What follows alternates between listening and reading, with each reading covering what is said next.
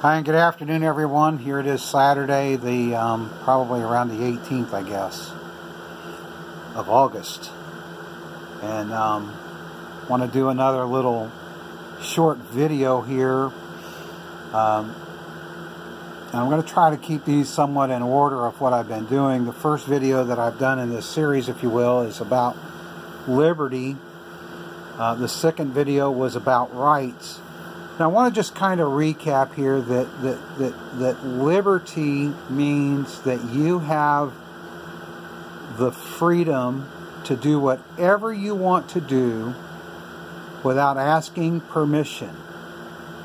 And as long as you don't harm or damage anybody in the process of exercising liberty, then you're well within natural law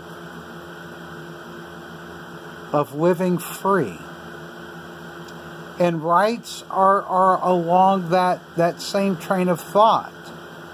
A right is just something that you're allowed to do without asking for permission from anyone. Okay? You have the right to travel. And that means that if you have a motor vehicle, you shouldn't have to get permission from the government in the form of a license or registering your vehicle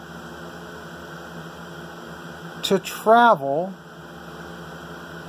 from point A to point B.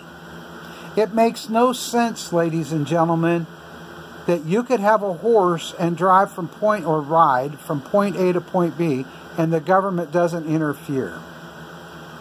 How is it that the mode of transportation determines on whether you have to get permission from the government or not? They don't charge you to walk. You don't need a walking license. They don't put a license plate on your butt. And the same thing with a bicycle or a horse and a buggy.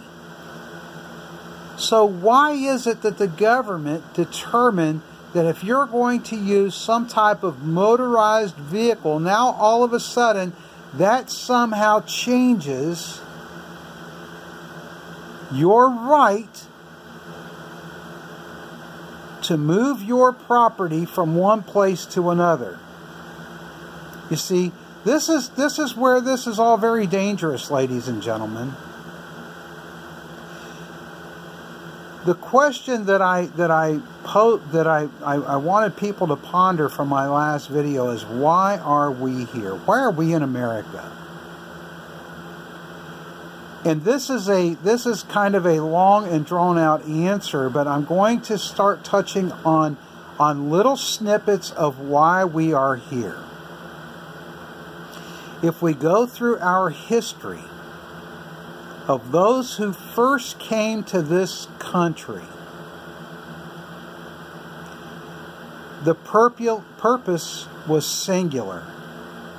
It was to escape religious persecution. That was the primary reason for people coming to this nation in the very beginning. They wanted to worship God the way they wanted to worship without being told what that looked like by the government. And let me tell you today, there is no government church, there is no state church in America.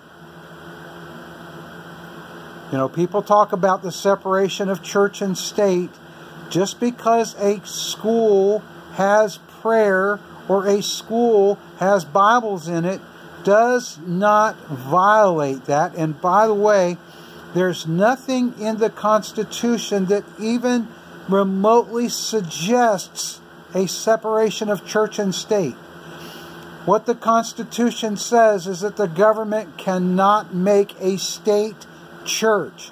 There is no Church of the United States like there is the Church of England, and that is the context of that limitation placed on the government. It doesn't say you can't pray in schools. It doesn't say you cannot pray in government buildings. It says that there will be no state church established.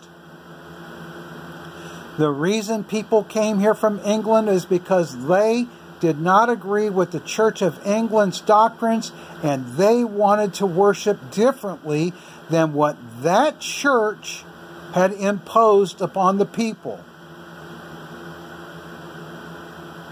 And so with that in mind, I'm going to end this portion of this video, so that if people want to discuss that portion of this, we will. But if you go back into our history, and I hope you do your own homework, the Church of England was punishing anyone who was not a part of who they were, and that's why they wanted to leave England. So that's where we'll begin this Why We Are Here series in America, and why how our framers came to be here. All right, thanks for watching.